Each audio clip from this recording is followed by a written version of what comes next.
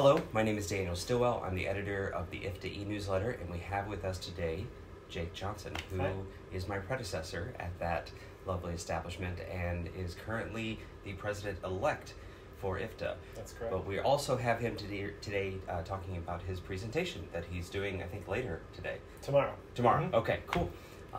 So let's start off with who you are. So what kind of mental health practitioner do you identify as, and what does that look like where you work? Yeah, so I identify as a marriage and family therapist. My full-time job is as a professor of marriage and family therapy in a small master's program located outside of Chicago in the U.S. Yeah. All right. Do you have a private practice? Do you see clients? I also do, yep. Okay. I see maybe 6 or 7 couples and families a week just to keep myself in the game, No, as it were. that's important. Mhm. Yeah, the ivory tower can sometimes suck some of that away, so I'm glad you're staying Yep. grounded. And my particular ivory tower gives me 1 day of release time a week to Nice. continue my clinical work, so I'm very appreciative. Okay, wonderful. So you're doing a presentation on somatic approaches, but with a relational bend. Right. So tell us about that. Yeah, so it's a relatively new interest of mine in the last couple of years. I don't know about you, but in my systemic training, I received almost no training related to trauma in particular, or our bodies, even though I think we could identify our bodies as systems as well. I think that's the hangover of some of the black box mentality Yeah. from early family therapy. So I felt going into my clinical work really unprepared for a lot of the stories that clients were sharing with me and a lot of their embodied responses in therapy. And I think I unwittingly supported a number of clients to just try and white knuckle their way through therapy sessions based on the theories and techniques that I was employing and missing the fact that my clients were not feeling safe and settled in their bodies. So that started me on a journey to look at more somatic approaches. In particular, I've found a home with sensory motor psychotherapy. Right. That would be Pat Ogden, Janina Fisher, those sorts of people.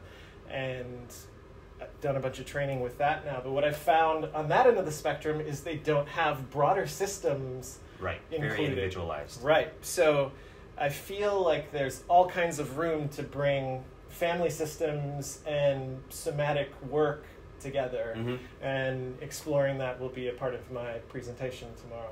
Cool.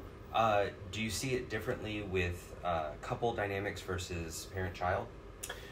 Yes, I think in part because there's such a power differential in parent-child relationships. I think recognizing really the onus is on parent and attachment theory. Yeah. The onus is on parents to do their work so that they may be able to settle in their bodies and offer a settled body to their children. Obviously, sometimes there's so much trauma or other things going on that parents aren't able to do that, and that would be maybe a different chat for a different time, but that would be the major difference in my mind. Okay.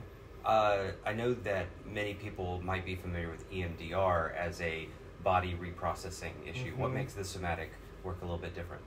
Yeah, so what I keep hearing, I've not done formal EMDR training myself, so I should say that as a caveat. What I hear from some of my sensory motor psychotherapy colleagues is EMDR works well for clients who are really skeptical about their bodies, maybe don't even want to use the language of body, don't want to have their bodies be acknowledged, because it doesn't start with anything that relates to asking you to notice within. It's the bilateral stimulation that either happens with the fingers of the therapist or holding different haptics. Yes, in your hand. And so that, in my mind, is the major difference, where with other somatic approaches, you're assessing if clients feel safe enough to identify that they have something that exists from the neck down. Yeah. And then starting to lean into those spaces to recognize what they may be holding and how their work in therapy may require them to get below the level of language, below the level of meaning making, below the level of thinking and having cognitions, because that could actually just continue to exacerbate their white knuckling if they're not in a place of what we would call being in their window of tolerance. Right. Yes, absolutely. And I imagine that when you're talking about trauma and relationships, you also have to attend to potential trauma within the relationship as well. So how do you navigate safety when the other person may not always be physically or emotionally safe? Yeah, I suppose that's where the analogy of systems therapy as a dance comes in. What I would say is I think in highly stressed couples, these ideas may be contraindicated. Okay, that's a good point.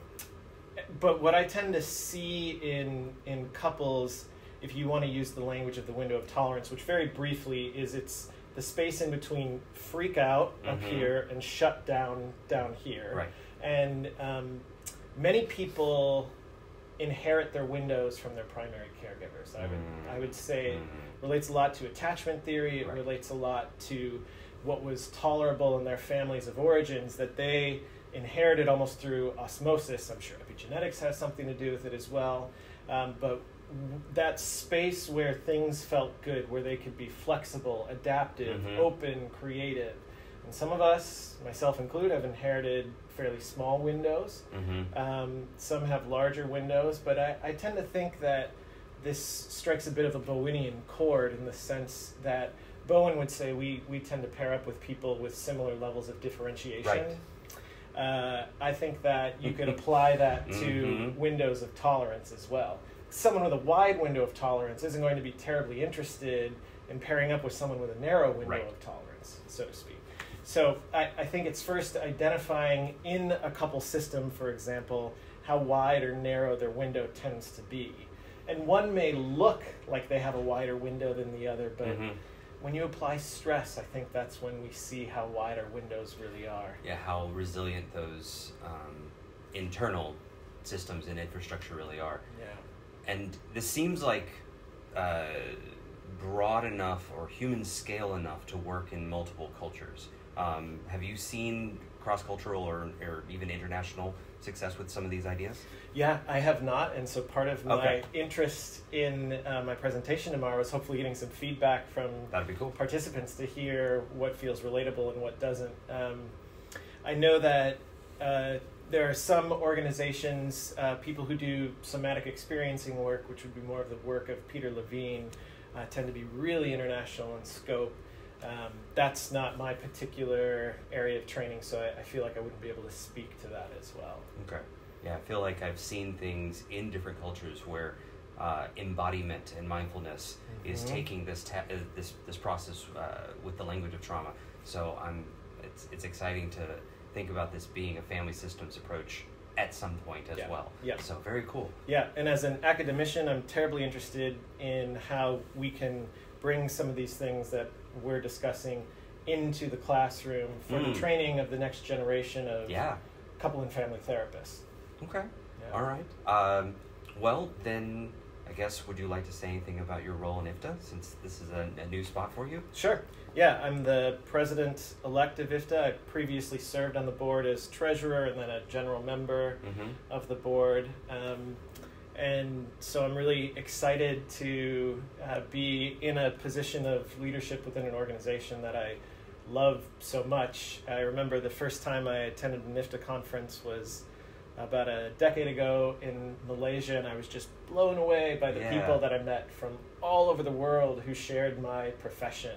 And I'm really passionate about growing IFTA as an organization, creating more room for people from around the world who don't have their own accrediting bodies to become accredited, to build more and more of a global family of family therapists. Nice. Yeah.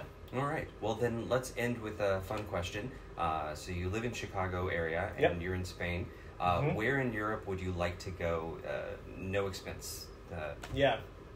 Okay. So it was this past fall. I was on sabbatical from teaching, And my wife and we have 4 sons. We went Wow. to Norway. My heritage is almost 100% Norwegian, although it's been generations since Sure.